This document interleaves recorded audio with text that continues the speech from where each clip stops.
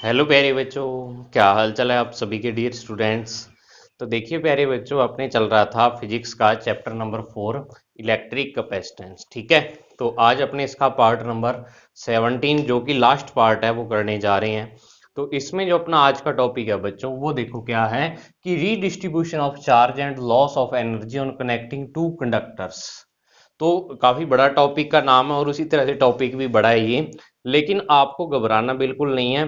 Topic देखने में बड़ा है लेकिन समझने में बहुत ही आसान टॉपिक है। ठीक है, वैसे इसमें कैलकुलेशन ज्यादा है इस टॉपिक में और कुछ भी नहीं है। जिस बच्चे की कैलकुलेशन बढ़िया आती है वो बच्चा इसको आराम से कर सकता है। और कुछ भी नहीं है, बस प्लस माइनस और कैलकुलेशन है, मल्टीप्लाई वगैरह, और कुछ भी नहीं है।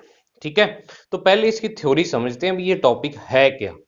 थ्योरेटिकली वैसे आपको जो मैं थ्योरी यहाँ पे बताऊंगा वो सारी आपको बुक में सॉरी जो नोट्स है आपको देता हूं मैं, उसमें आपको लिखी हुई मिलेगी। ठीक है, तो यहाँ पे मैं थ्योरी तभी नहीं लिख रहा क्योंकि थ्योरी काफी बड़ी है, तो फिर तो बोर्ड तो थ्योरी से ही भर जाएगा। तो बाकी आज का टॉपिक बड़ा है, इस कारण अपने को थोड़ा खाली भी चाहिए। ठीक है ना। तो अब देखो क्या होता है कि इस टॉपिक में अपने पढ़ेंगे कि जब अपने दो कंडक्टर्स को एक वायर के थ्रू कनेक्ट कर देते हैं और दोनों ही कंडक्टर पर क्या है, डिफरेंट डिफरेंट चार्जेस हैं, डिफरेंट डिफरेंट उनके पोटेंशियल डिफरेंस है। आपको पता है कि अगर चार्ज डिफरेंट है, अगर मान लो आपको पता है पोटेंशियल डिफरेंस के क्यू अपॉन आर होता है, तो अब अगर चार्ज दो स्फीयर्स के लिए या दो कंडक्टर्स के लिए डिफरेंट है, तो उसका पोटेंशियल डिफरेंस या पोटेंशियल भी क्या होगा, डिफरेंट डिफरेंट होगा। चार्ज डिफरेंट होने पर पोटेंशियल भी क्या होगा, डिफरेंट होगा। तो अपने क्या करते हैं कि आज के टॉपिक में दो कंडक्टर लेंगे, उनको एक वायर के थ्रू कनेक्ट कर देंगे।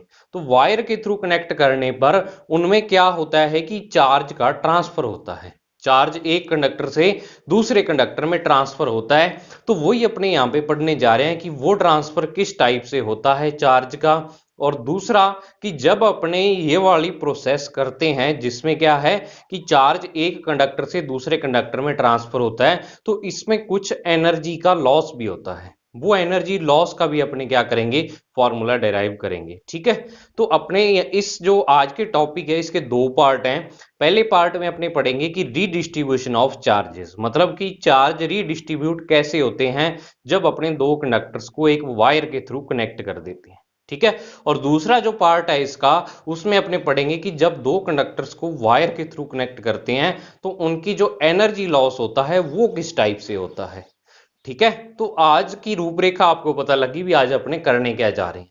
तो अपने देखो यहाँ पे मैथमेटिकल फॉर्मूला निकालने के लिए कुछ अपने को क्वांटिटीज एज्यूम करनी पड़ती हैं अपनी तरफ से, तो वही अपने एज्यूम कर रखी हैं। देखो यहाँ पे दो स्फीयर्स है आपके पास, और कैसे स्फीयर है, दोनों कंडक्टिंग स्फीयर्स हैं। ठीक है, तो इन दोनों को प्लस चार्ज यहाँ पे गिवन है। अब आप सोचोगे कि सर माइनस चार्ज, तो माइनस भी दे सकते हो, लेकिन प्लस से थोड़ी कैलकुलेशन आसान रहती है। प्लस चार्जेस इन दोनों स्फीयर्स को अपने दे देते हैं। ठीक है, तो एक स्फीयर का नाम रखा हुआ है यहाँ पे ए और एक का बी। वैसे ए इधर आना था, बी इधर आना था, तो चलो कोई बात नहीं। ये वाला और दोनों ही क्या है, डिफरेंट डिफरेंट स्फीयर्स हैं, मतलब रेडियस इसकी ज्यादा है, इसकी कम रेडियस है। इसकी कैपेसिटेंस C1 है, इसकी कैपेसिटेंस C2 है। इसको जो चार्ज दिया हुआ है वो Q1 गिवन है और इसको Q2 चार्ज गिवन है। तो अब आपको पता है कि जब चार्ज डिफरेंट डिफरेंट है, दोनों की रेडियस डिफरेंट डिफरेंट है, तो V इज इक्वल टू के क्यू अपॉन आर, तो दोनों का पोटेंशियल भी क्या होगा, डिफरेंट डिफरेंट होगा यहाँ पे। ठीक है, तो पोटेंशियल एक का मान लिया V1 और एक का मान लिया V2। अब जब इन स्फीयर्स को वायर के थ्रू कनेक्ट किया, और वायर भी कैसी ली अपने यहाँ पे, वायर ऑफ नेग्लिजिबल कैपेसिटेंस, यानी कि एक ऐसी कंडक्टिंग वायर अपने लिया यहाँ पे जिसकी कैपेसिटेंस नेग्लिजिबल है। अब कैपेसिटेंस नेग्लिजिबल क्यों ली अपने, क्योंकि अगर आप इस को कैपेसिटेंस को नेग्लिजिबल नहीं मानोगे तो कैपेसिटेंस होती क्या है, कैपेसिटेंस होती है कि चार्ज को स्टोर करने की क्षमता उसमें। ठीक है, कि जो आपका कोई भी कंडक्टर है वो कितना का चार्ज स्टोर कर सकता है, efficiency to store the charge. तो वो एफिशिएंसी कितनी है, तो अगर मान लो कि यहाँ पे अपने चार्ज को तो ट्रांसफर करना है एक कंडक्टर से दूसरे में, तो उसमें से अगर कुछ चार्ज वायर खा जाएगी अपनी, तो फिर क्या होगा, चार्ज यहाँ पे ट्रांसफर कैसे हो रहा है उसका अपने को एग्जैक्ट पता नहीं लगेगा। तो अपने यहाँ पे जो नेग्लिजिबल कैपेसिटेंस की वायर ली हुई है, लेकिन ऐसी वायर कोई होती नहीं है, ये अपने आइडियल कंडीशन लेके चल रहे हैं।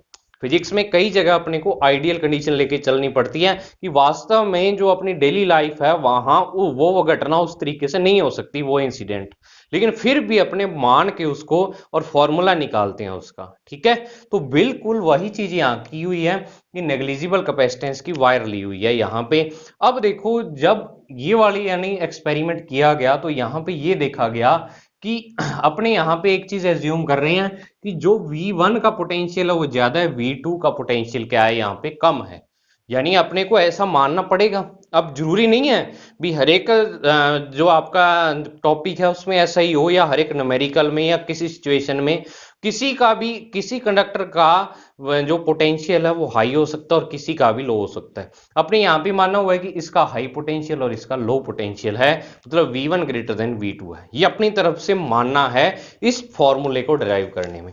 तो अब ये चीज देखी गई कि जब इनको वायर के थ्रू कनेक्ट करते हैं तो जो चार्ज होता है ना वो चार्ज क्या होता है, हाई पोटेंशियल से लो पोटेंशियल की तरफ क्या होता है, मूव होता है, यानी इस वायर में इस साइड आ जाएगा चार्ज। तो चार्ज क्या होगा, high to low potential flow होता है। अब ये क्यों होता है, और नेगेटिव चार्ज इसके अपोजिट डायरेक्शन में फ्लो होता है, वो क्या होगा, वो इस लो से हाई की तरफ जाएगा। तो अब आपको तो बस इतनी बात याद रखनी है यहाँ पे कि जो पॉजिटिव चार्ज है वो हाई टू लो पोटेंशियल जाता है। ये क्यों जाता है ये आपके सिलेबस में नहीं है, लेकिन फिर भी मैं एक दिन एक इसके लिए अलग से वीडियो बना दूंगा एक, जिसमें आपको पूरा क्लियर हो जाएगा। आपकी बुक में तो बस एक लाइन लिखी हुई है कि हाई टू लो पोटेंशियल जाता है या लो टू हाई पोटेंशियल जाता है, तो आपको एक बार इतनी बात याद रख लो कि जो पॉजिटिव चार्ज है वो high to low potential move होता है। तो जब इसको वायर के थ्रू कनेक्ट किया आपने तो क्या हुआ कि यहां से कुछ चार्ज यहां ट्रांसफर हो गया, तो अब हुआ ट्रांसफर ही है, चार्ज का लॉस नहीं हुआ कहीं पे। तो यहां पे टोटल जितना चार्ज था, अगर मैं यहां पे मान लूं कि यहां पे आपके पास इस स्फीयर पर 10 कूलाम का चार्ज और इस पे 5 का था, ठीक है। अब इसमें से 2 कूलाम का चार्ज यहां पे आ गया, तो अब इस पे 8 हो गया और इस पे 7 गुलाम हो गया। तो अब 8 और 7 का सम करके देखो 15 आ रहा है, यहाँ 10 और 5 का सम करके देखो 15 आ रहा है, मतलब टोटल चार्ज तो उतना ही रहता है, बस चार्ज क्या हो जाता है, एक स्फीयर या एक कंडक्टर से दूसरे कंडक्टर में मूव हो जाता है। ठीक है ना, ये चीज समझ आ गई आपको। अब देखो डेरिवेशन अपने करते हैं स्टार्ट, ये तो थी इसकी थ्योरी। तो देखो क्या लिया हुआ है यहाँ पे कि अपने पास दो स्फीयर्स हैं, वैसे इसको आप थ्योरेटिकल फॉर्म में भी लिख सकते हो कि let we have two spheres having A and B, उसकी रेडियस ये है, तो आपने थ्योरी वो वाली लिख सकते हो, लेकिन मैंने यहाँ पे शॉर्ट में लिखी है कि स्फीयर ए और बी दो स्फीयर्स हैं, एक की रेडियस r1 एक की r2, charge q1 q2, potential v1 v2 और कैपेसिटेंस c1 एंड c2 आपके पास है। ठीक है, तो अब इन स्फीयर्स के लिए अपने को क्या निकालना है, पहले निकालना है रीडिस्ट्रीब्यूशन ऑफ चार्जेस। तो रीडिस्ट्रीब्यूशन ऑफ चार्जेस मतलब दोनों स्फीयर पर चार्ज किस किस टाइप से आता है। तो दोनों स्फीयर पर चार्ज कैसे आएगा उसकी भी दो कंडीशंस बनेगी, एक तो बिफोर कनेक्टिंग यानी जब आपने स्फीयर्स को कनेक्ट नहीं कर रखा, और एक आफ्टर कनेक्टिंग जब आपने दोनों स्फीयर्स को कनेक्ट कर रखा है। ठीक है, तो बिल्कुल ये अगले नेक्स्ट जो पॉइंट आएगा एनर्जी लॉस का, उसमें भी ये दोनों कंडीशंस बनेंगी। ठीक है, तो आपको दोनों को याद रखना है। और बाकी आपको एक चीज बता दूं मैं बच्चों, ये वाला क्वेश्चन बोर्ड में काफी बार आया हुआ है। ठीक है ना, बोर्ड के लिहाज से इंपॉर्टेंट क्वेश्चन है, तो आपको अच्छे तरीके से इसको करना है।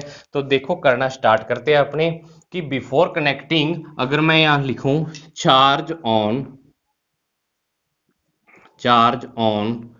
स्फीयर ए, या फर्स्ट स्फीयर भी लिख सकते हो। ठीक है, तो चार्ज जो फर्स्ट स्फीयर पे है वो अपने Q1 एज्यूम किया हुआ है, और आपको पता है Q की वैल्यू होती है CV, कैपेसिटेंस वाले चैप्टर में आपने ये फॉर्मूला पढ़ा है। तो Q1 is equal to C1V1। अब charge on sphere B sphere पे कितना चार्ज है Q2, और वो है C2V2। ठीक है, तो अब नेक्स्ट क्या है कि total charge before connecting the sphere, तो ये क्या हो जाएगा, total charge Q is equal to Q1 plus Q2 के इक्वल आ जाएगा। तो Q इज इक्वल टू आपके पास C1V1 C2V2। इसकी इक्वल आ जाएगा। ये होगी इक्वेशन नंबर फर्स्ट। ठीक है, तो इक्वेशन फर्स्ट होगी। अब दूसरी कंडीशन जो अपने ले रही हैं वो कंडीशन अपनी है कि आफ्टर कनेक्टिंग, कि अपने क्या करेंगे आफ्टर कनेक्टिंग। ठीक है, तो जब अपने दोनों स्फीयर्स को कनेक्ट कर देंगे तो फिर से मैं वही चीज लिख रहा हूं जो ऊपर लिखी है आपने, कि जब अपने दोनों को कनेक्ट कर देते हैं तो charge on sphere A, sphere A, तो क्या हो जाएगा ये हो जाएगा Q1 dash is equal to C1V। अब एक चीज मैं आपको यहाँ पे एक चीज और एक्सप्लेन करना भूल गया, वो देख लो। क्या कि जब अपने स्फीयर्स को कनेक्ट कर देते हैं तो इसमें चार्ज फ्लो होता है, और मैंने आपको ये चीज तो बता दी कि high to low potential charge ये क्या होता है, फ्लो होता है। ठीक है, तो अब ये चार्ज फ्लो कब तक होगा, जब तक दोनों स्फीयर्स का पोटेंशियल सेम ना हो जाए। ये प्रैक्टिकली देखी गई चीज है कि जब तक दोनों स्फीयर्स का पोटेंशियल ना सेम हो जाए तब तक क्या होता है, चार्ज फ्लो होता रहता है हाई टू लो की तरफ।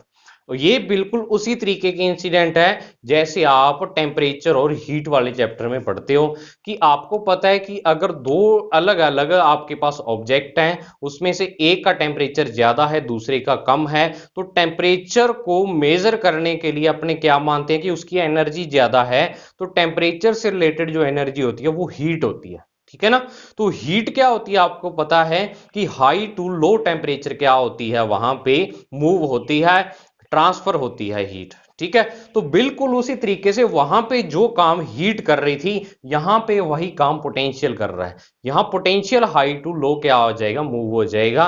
यानी जिसकी हीट ज्यादा है उसका टेम्परेचर और दूसरे का टेम्परेचर जब तक इक्वल ना हो जाए तब तक उसमें हीट ट्रांसफर होती रहेगी। ठीक है ना, तो बिल्कुल हीट से आप इसको कंपैरिजन करके देख सकते हो। तो यानी कि बाद में इन दोनों का जो पोटेंशियल है वो V1 V2 नहीं रहता, बाद में दोनों का पोटेंशियल V और V हो जाता है, सेम पोटेंशियल हो जाता है।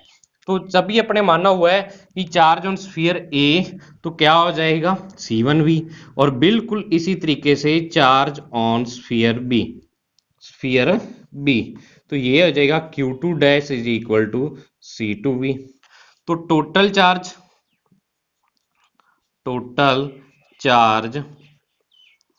After connecting the sphere, after connecting the sphere. ठीक है, तो ये आपके पास आ जाएगा Q इज इक्वल टू क्या आ जाएगा, Q1 dash plus Q2 dash, और Q की वैल्यू आप रखोगे तो C1V प्लस C2V, या यहाँ पे V कॉमन आके C1 C2 और साथ में V। ये इक्वेशन सेकंड आ गई है आपके पास, दिख रहा होगा आपको, एक बार चेक कर लेता हूं मैं, बिल्कुल क्लियर दिख रहा है आपको। तो कनेक्टिंग द स्फीयर जो चार्ज है वो मैं यहाँ पे Q ही ले रहा हूं। क्यों क्यों ले रहा हूं यहां पे, क्योंकि जो अपना चार्ज कंजर्वेशन का लॉ होता है, law of conservation of charge, वो ये कहता है कि चार्ज को एक ऑब्जेक्ट से दूसरे में ट्रांसफर कर सकते हो, चार्ज को ना तो प्रोड्यूस किया जा सकता है ना ही खत्म किया जा सकता है। ठीक है ना, तो अब अपने यहां पे लगाएंगे by law of conservation of charge, law of conservation of charge, of charges. तो charge before connecting is equal to charge after connecting. ठीक है, कि दोनों स्फीयर को कनेक्ट करने से पहले चार्ज और बाद में चार्ज क्या रहेगा, सेम। अगर आपको ये वीडियो थोड़ी क्लियर नहीं दिख रही तो इसको 360p पे करके देख लो, वैसे 240p पे अक्सर समझ आने लग जाते हैं, 360p या 480p पे करके देख लो, आपका ज्यादा डाटा नहीं लगेगा। अगर आपको थोड़ी सी अक्षरों में प्रॉब्लम है, क्योंकि ये डेरिवेशन थोड़ा बड़ा है, तो ज्यादा से ज्यादा चीजें यहाँ एक जगह कवर हो जाएं तभी मैं ऐसे करवा रहा हूँ। तो देखो अपने क्या करेंगे, बिफोर कनेक्टिंग अपने इक्वेशन फर्स्ट से देखेंगे ये वाला है और आफ्टर ये वाला है, तो अपने लिखेंगे यहाँ C1V1 C2V2 is equal to C1 plus C2 into V। और अगर मैं यहाँ पे चार्ज निकालूं, V की वैल्यू निकालूं, तो वो आ जाएगी C1V1 C2V2 और अपॉन में C1 प्लस C2। ठीक है। और ये फॉर्मूला आपके कई न्यूमेरिकल्स में काम आएगा। किसका फॉर्मूला है ये? Common potential, common potential after connecting the spheres, after connecting the conductors लिखें तो वो ज्यादा बढ़िया रहेगा, कंडक्टर्स। ठीक है। तो दोनों कंडक्टर्स को जब अपने क्या कर देते हैं, कनेक्ट कर देते हैं, तो जो उनका क्या होता है, स्फीयर सॉरी जो उनका पोटेंशियल आता है, कॉमन पोटेंशियल जो होता है, उसका ये क्या है, फॉर्मूला है आपके पास। और एक दो न्यूमेरिकल अपने इस पे बेस्ड हैं, वो अपने आगे वीडियो में या नेक्स्ट जो अपने न्यूमेरिकल वाली वीडियो उसमें करेंगे। तो देखिए बच्चों, आपने कॉमन पोटेंशियल है उसका फॉर्मूला निकाल लिया। अब देखो एक चीज और यहाँ पे कि अगर मैं इन दोनों को इक्वेशंस मान लेता हूँ, इसको इक्वेशन ए और इसको बी नाम दे देता हूँ। ठीक है। तो अब अगर मैं यहाँ पे डिवाइड करूं equation from equation A upon B, ठीक है, ए अपॉन बी दोनों को डिवाइड करूं तो देखो इधर क्या हो जाएगा, Q1 dash upon Q2 dash is equal to क्या हो जाएगा, C1V upon C2V, C1V upon C2V। तो V से V कैंसिल, तो C1 अपॉन C2। तो ये एक रिजल्ट भी आपके पास आता है कि जो चार्ज का रीडिस्ट्रीब्यूशन होता है, मतलब चार्ज दोबारा डिस्ट्रीब्यूट हो जाता है स्फीयर्स में, वो उनकी क्या है, कैपेसिटेंस के रेशो में होता है। तो कई बार आपसे डायरेक्ट यहां से भी पूछ सकते हैं भी जो चार्ज है वो क्या होता है, कैपेसिटेंस के रेशो में डिवाइड होता है। इसको आप क्या करो, इस चीज को प्रूव करके दिखाओ। ठीक है। तो आपको ये वाली चीज क्या करनी पड़ेगी, यहां पे प्रूव करनी पड़ेगी। समझ आया? तो ये टॉपिक यहां तक हो गया। अब नेक्स्ट देखो, नेक्स्ट जो चीज आपके पास है वो है कि यहां पे change in potentials of conductors. ठीक है। तो वो टॉपिक अपने कर रहे हैं यहां पे, और वो इसका फर्स्ट टॉपिक है जो यानी कि डिटेल से कि change in potentials of both conductors, both conductors, कि दोनों कंडक्टर्स के पोटेंशियल में कितना चेंज आएगा, वो अपने को क्या करना है, यहां पर फाइंड करना है बच्चों। तो वो अपने निकालेंगे। तो देखो क्या आ जाएगा यहाँ पे चेंज इन पोटेंशियल में, कि आपको पता है कि जब अपने दोनों स्फीयर्स को कनेक्ट कर देते हैं तो क्या होता है, उनका जो पोटेंशियल है वो उनकी अभी अपने पढ़ा है कि कैपेसिटेंस के रेशियो में डिवाइड हो जाता है। तो अपने यहाँ पे ये देखेंगे कि जो आपका पोटेंशियल है वो पहले मान लो कि अगर मैं आपको एक एग्जांपल के थ्रू समझाऊं कि V1 का 10 वोल्ट था, V2 का क्या था, यहाँ पे 6 वोल्ट था पोटेंशियल। ठीक है। अब जब चार्ज का रीडिस्ट्रीब्यूशन हुआ तो ये पोटेंशियल लगभग क्या हो जाएगा, दोनों का 10 प्लस 6/2 लगभग मीन के इक्वल हो जाएगा, यानी 8 वोल्ट आ जाएगा दोनों का कॉमन पोटेंशियल जो होगा। तो अब देखो ये जो V कॉमन पोटेंशियल आ रहा है, ये इस V1 से तो लेस देन है, V2 से क्या है, ग्रेटर देन है। मतलब जो कॉमन पोटेंशियल होगा दोनों का, वो दोनों के पोटेंशियल के बीच में आएगा। ठीक है। तो अपने यहां पे एक चीज ये लिख सकते हैं पोटेंशियल को करने से पहले कि यहां हेयर जो V1 है वो ग्रेटर देन V है और V ग्रेटर देन V2 है। मतलब V2 सबसे छोटा है, V उससे बड़ा है, और V1 क्या है, उससे बड़ा है। तो अब अपने को निकालना दोनों चार्ज, दोनों जो कंडक्टर हैं उनके पोटेंशियल में कितना चेंज आया है। तो वो देखो कैसे करेंगे कि change in potential, potential of first sphere या स्फीयर ए, स्फीयर ए के पोटेंशियल में जो चेंज आया है वो यहाँ पे डेल्टा V1 से लिखेंगे अपने। और ये देखो V1 माइनस क्या हो जाएगा, V हो जाएगा, क्योंकि बड़े में से छोटा पोटेंशियल आपको माइनस करना है। तो डेल्टा V1 क्या है, change in potential of sphere A, V1 minus V। तो यहाँ पे अपने लिखेंगे कि फ्रॉम इक्वेशन थर्ड अपने क्या करते हैं, इक्वेशन थर्ड कौन सी है, ये वाली इक्वेशन है बच्चों, ये इक्वेशन है थर्ड।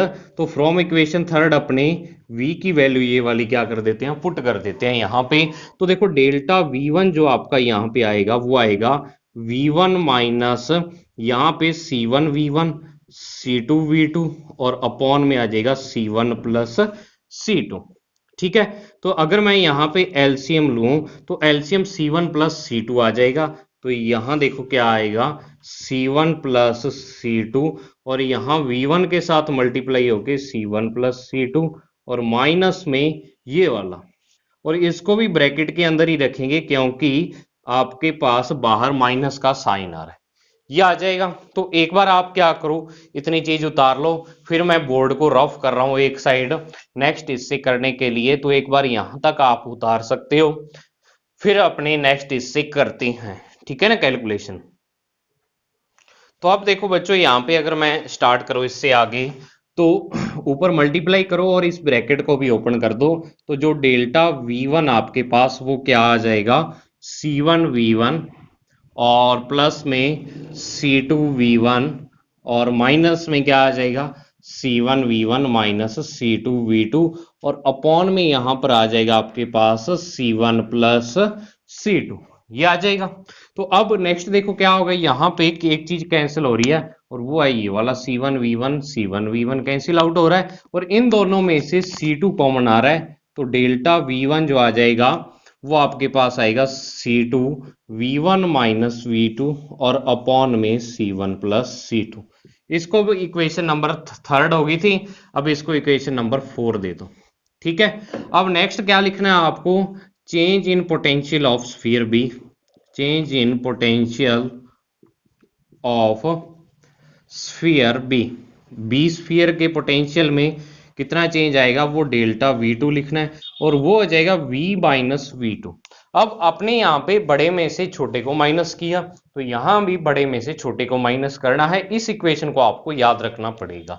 तो डेल्टा V2 की जो वैल्यू आ जाएगी वो अपने यहाँ पे, अब इक्वेशन थर्ड से क्या करेंगे, यहाँ आप लाइन लिख देना, putting the value of V from equation third, equation third से V की वैल्यू पुट करनी है, तो आप पुट करो, क्या आ जाएगा, C1 V1 C2 V2 upon C1 plus C2, और माइनस में V2, तो डेल्टा V2 जो आ जाएगा यहाँ पर C1 V1 C2 V2, और ये एलसीएम की फॉर्म में आएगा, और इसको इस V2 से मल्टीप्लाई करेंगे तो माइनस C1 V2 और माइनस C2 V2, दोनों माइनस की क्यों लिखे, क्योंकि यहाँ माइनस का सिंबल है, और C1 प्लस C2।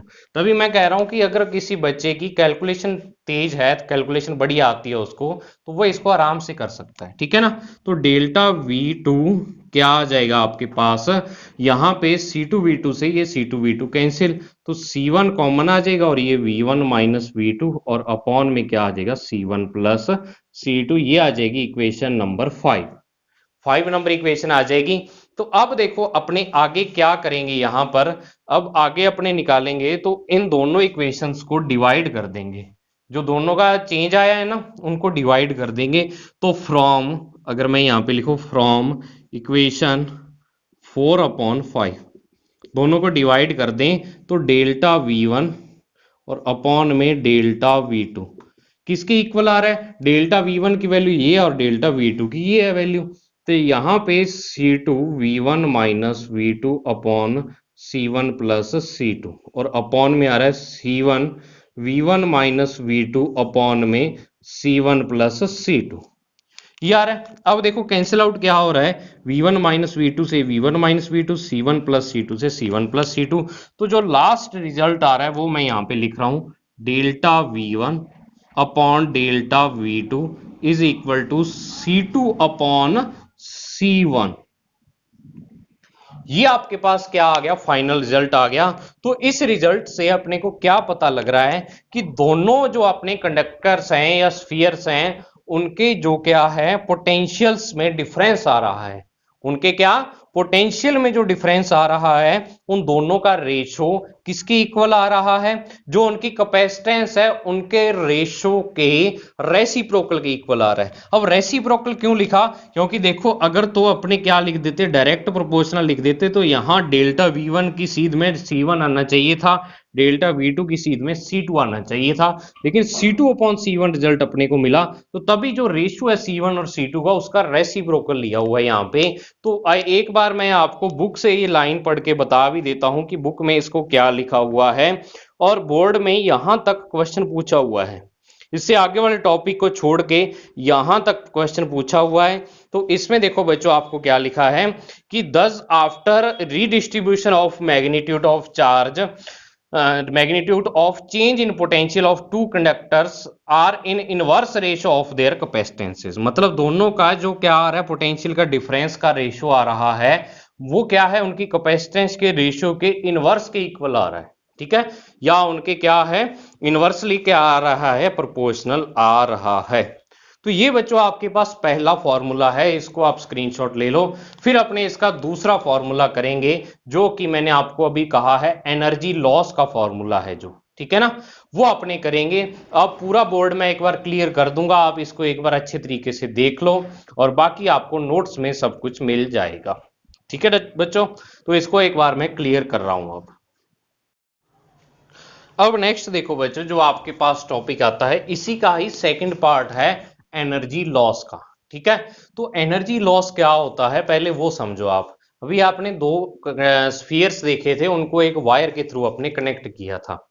तो अब क्या होता है कि जो वायर होती है ना आपकी, जिसके थ्रू आप दोनों स्फीयर्स को या दोनों कंडक्टर्स को कनेक्ट करते हो, उस वायर का खुद का रेजिस्टेंस होता है, हर एक वायर का रेजिस्टेंस होता है। अब जिसने फिफ्थ चैप्टर पढ़ रखा है या पुराना जिसकी याद है, तो रेजिस्टेंस वास्तव में होता क्या है, आपको थोड़ा सा यहाँ पे बता देता हूँ, बाकी अगला चैप्टर सारा रेजिस्टेंस का ही है। रेजिस्टेंस होता है कि चार्ज को फ्लो होने से रोकने वाला। ठीक है, तो चार्ज को फ्लो होने से कोई भी वायर रोकता है, तो आपको पता है कि अपने तो फ्लो ऑफ चार्ज के लिए क्या करते हैं, वायर को यूज करते हैं। तो वो वायर रोकता है, उसको रेजिस्टेंस कह देते हैं। तो उस रेजिस्टेंस के कारण क्या हो जाता है कि जब आपका चार्ज एक से दूसरे कंडक्टर में फ्लो होता है, तो वो वायर के रेजिस्टेंस के कारण वो वायर क्या हो जाता है, हीट हो जाता है, उसमें हीट जनरेट हो जाती है, मतलब गर्म हो जाता है। ठीक है, तो वायर के गर्म होने के कारण आपको पता है हीट क्या है, एक टाइप की एनर्जी ही है, तो एनर्जी का लॉस हो जाता है वहां पे कुछ। ठीक है, दूसरी चीज, कई बार क्या होता है कि अगर चार्ज की बहुत बड़ी अमाउंट हो, ज्यादा अमाउंट ट्रांसफर हो रही है, तो वायर में से आपके जो वो आपने कनेक्ट कर रखा है दोनों चार्ज दोनों कंडक्टर्स को, तो वहां कनेक्टिंग पॉइंट से कई बार चिंगारियां निकलती हैं। ठीक है ना, तो उसमें क्या होती है, फ्लोरोसेंस जनरेट होती है, यानी चिंगारियां निकलती हैं, तो उनके कारण भी क्या होता है, एनर्जी लॉस होता है। और चिंगारी में आपको पता ही है फ्लोरोसेंस में कि क्या होता है कि साउंड वेव, साउंड भी उसमें निकलती है, अपने को आवाज भी सुनाई देती है और अपने देखती भी है चिंगारियों को, मतलब लाइट और साउंड की फॉर्म में एनर्जी का वहां पे भी लॉस होता है। तो आपको कई टाइप से क्या हो जाता है, जब अपने चार्ज को ट्रांसफर करते हैं तो वायर में क्या हो जाता है, एनर्जी का लॉस हो जाता है। मतलब जो बिफोर कनेक्टिंग एनर्जी होगी और जो आफ्टर कनेक्टिंग एनर्जी होगी, उनमें डिफरेंस आ जाएगा, बाद वाली थोड़ी कम हो जाती है, मतलब जब ट्रांसफर हुई एनर्जी तो थोड़ा सा लॉस हो गया एनर्जी का। ठीक है, और वही एनर्जी लॉस अपने क्या कर रहे हैं, यहाँ पे निकाल रहे हैं। तो पहले अपने क्या करेंगे, यहाँ पे बस वही प्रोसेस चलेगा, before connecting energy, after connecting energy, दोनों का डिफरेंस, इतना ही काम करना है बस। ठीक है ना, तो बिफोर कनेक्टिंग द कंडक्टर्स अपने पास क्या आ जाएगा कि एनर्जी ऑफ स्फीयर ए, अगर मैं ए स्फीयर की एनर्जी लिखूं, तो वो एनर्जी आपके पास क्या आ जाएगी, U1 उसको लिखेंगे और वो होगी हाफ C1V1 स्क्वेयर। अब बिल्कुल इसी टाइप से एनर्जी ऑफ स्फीयर बी, ठीक है, बी स्फीयर की एनर्जी U2 जो होगी वो हाफ C2V2 स्क्वेयर हो जाएगी। और total energy before connecting, total energy before connecting, ठीक है, दोनों स्फीयर्स को कनेक्ट करने से पहले जो एनर्जी है वो U is equal to U1 plus U2 होगी, यानी U is equal to half C1V1 square plus half C2V2 square. और इसको इक्वेशन नंबर 6 देंगे, क्योंकि 5 तक इक्वेशन आपने पहले कर चुके हो। ठीक है ना, 5 तक इक्वेशन आप कर चुके हो, तो तभी अपने क्या देंगे, इक्वेशन 6 देंगे। ठीक है, तो अब देखो क्या होगा, ये एनर्जी आ गई आपके पास। अब देखो अपने एनर्जी निकाल रहे हैं आफ्टर कनेक्टिंग। ठीक है ना, तो आफ्टर कनेक्टिंग तो देखो क्या आ जाएगा आपके पास, वही एनर्जी ऑफ स्फीयर ए अब एनर्जी चेंज होगी या नहीं हो जाएगी, दोनों की होगी ना चेंज, क्योंकि पोटेंशियल चेंज हो गया। तो एनर्जी ऑफ स्फीयर ए, तो क्या हो जाएगा, U1 डैश हो जाएगी, अब वो हो जाएगी हाफ C1 V², क्योंकि अब पोटेंशियल V आ रहा है, V1 V2 नहीं रहा, ओनली V रहा। ठीक है। और energy of sphere B, energy of sphere B, तो ये V2 डैश हो जाएगी, सॉरी U2 डैश हो जाएगी, U2 डैश वो हो जाएगी हाफ C2V²। और total energy after connecting, total energy after connecting, ठीक है, ये क्या हो जाएगी आपके पास, U dash is equal to U1 dash plus U2 dash की इक्वल आ जाएगी। और यहां आप दोनों की वैल्यू पुट कर दो, तो U डैश जो होगी हाफ C1V², हाफ C2V²। तो U डैश की जो वैल्यू आ जाएगी आपके पास, वो यहां पर देखो, हाफ V² कॉमन आ रहा है, अंदर बच रहा है C1 C2, ये आ जाएगी इक्वेशन 7। ठीक है। अब आप क्या करो, now energy loss, energy loss इसको अपने डेल्टा U से लिखेंगे, और ये होगी U माइनस U डैश, क्योंकि आपको पता है जो बिफोर कनेक्टिंग एनर्जी है वो ज्यादा है और आफ्टर वाली कम है, तो U माइनस U डैश कर देंगे। तो अब अपने क्या करेंगे, यहां पे दोनों की वैल्यूज पुट कर देंगे जो ये वाली है। तो अब मैं इसको यहां पे लिख रहा हूं, delta U is equal to half C1V1², half C2V2², और माइनस में हाफ C1 प्लस C2, और साथ में V² आ जाएगा, यहां पे ये आ जाएगा। अब आप क्या करो, यहां पे देखो बच्चों, एक चीज आपको यहां पे ये दिख रही है कि पुटिंग द वैल्यू ऑफ किसकी, V फ्रॉम इक्वेशन थर्ड, मेरे को तो इक्वेशन भी याद होगी कि कहाँ ये वैल्यू निकाली थी इस V की। ये V क्या है, कॉमन पोटेंशियल है, तो इसकी वैल्यू आपको क्या करनी पड़ेगी, यहां पे पुट करनी पड़ेगी। तो पुट करेंगे यहां पे, तो delta U is equal to half C1V1², half C2V2², और माइनस में हाफ C1 प्लस C2।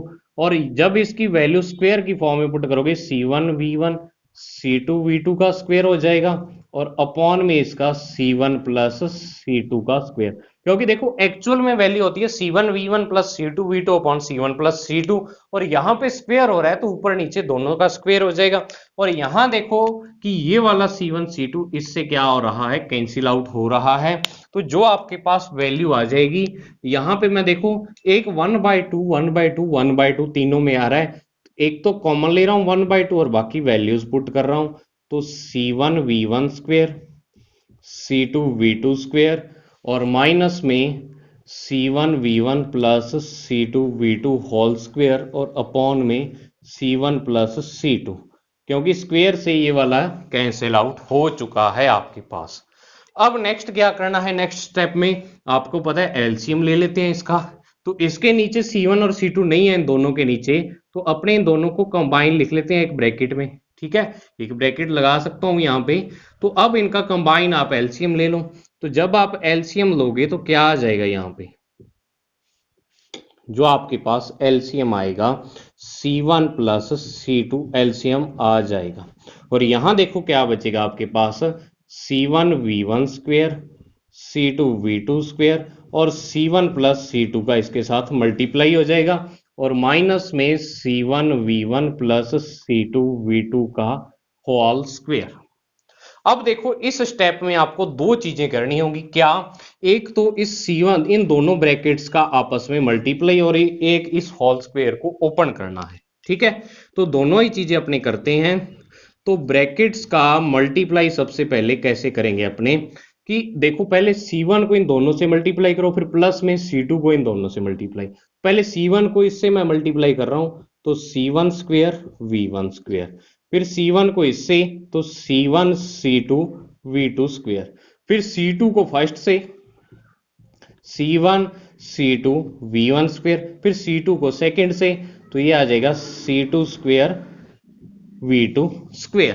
ठीक है, और माइनस में मैं क्या कर रहा हूं, इस ब्रैकेट को ओपन कर रहा हूं, इसको ओपन कर रहा हूं। तो माइनस में यहां पे इसको ब्रैकेट में लिख दूं क्या कि एक बार में, तो ब्रैकेट में ही इसको लिखूं तो ये क्या आ जाएगा, c1 square v1 square c2 square v2 square 2c1 c2 v1 v2। इसको अलग पेन से मैंने लिख दिया ताकि आपको समझ आ जाए। और इस पूरे के अपॉन में क्या आ जाएगा बच्चों, यहाँ पे c1 प्लस c2 आपके पास आ जाएगा। तो ये आ गया आपके पास, ठीक है। अब एक स्टेप मैं यहाँ पे और लिखने की बजाय, क्योंकि जगह थोड़ी कम है, तो यहाँ पे आपको एक चीज पता लग रही है कि बाहर माइनस का सिंबल और अंदर सारे प्लस के हैं। तो जब अपने इस ब्रैकेट को हटा देंगे तो ये वाले सिंबल्स क्या हो जाएंगे, चेंज हो जाएंगे। ये वाला माइनस का हो जाएगा, ये तो है ही माइनस का, और ये वाला माइनस का हो जाएगा। ये होगा यहाँ पे, मैं एक स्टेप यहाँ से हटा रहा हूं, आपको लिखना है वो वाला स्टेप भी जब आप ब्रैकेट को ओपन करते हो। तो अब जब अपने ये वाली चीज देखते हैं तो यहाँ पे कुछ चीजें कैंसिल आउट हो रही हैं।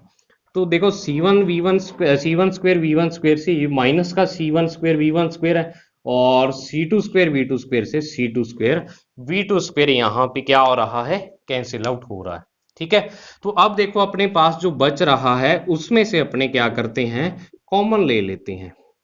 c1 c2 c1 c2 c1 c2 तीनों के पास आ रहा है, तो c1 c2 कॉमन लो ऊपर आप, और अंदर देखो बचेगा क्या, v2 square plus v1 square minus 2 v1 v2।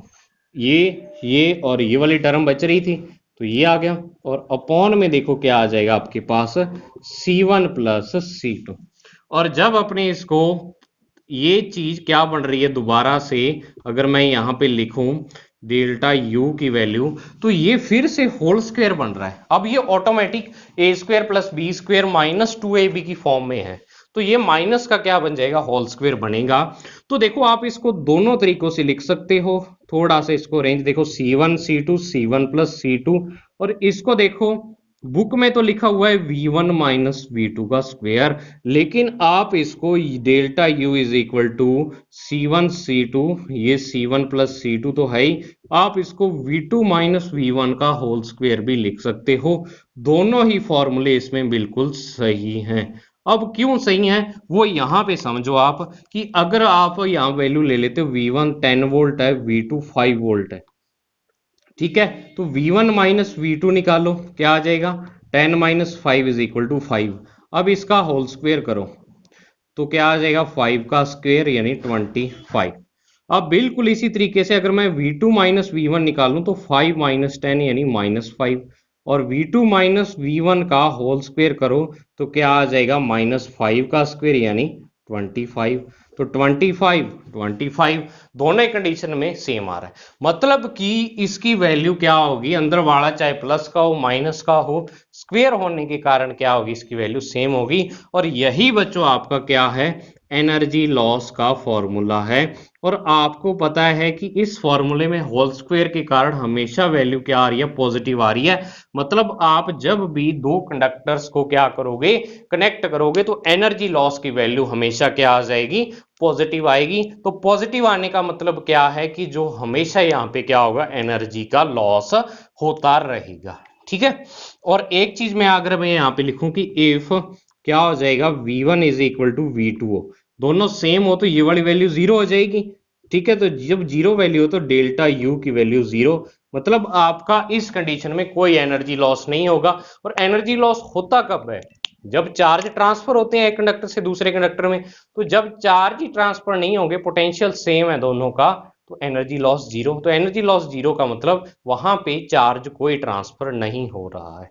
तो ये एक बार देख लो आप, मैं साइड हो जाता हूं, इसका स्क्रीनशॉट लेना चाहो ले लो, बाकी आपको मैं ये नोट्स में सारी चीजें बहुत ही अच्छे तरीके से करवा दूंगा।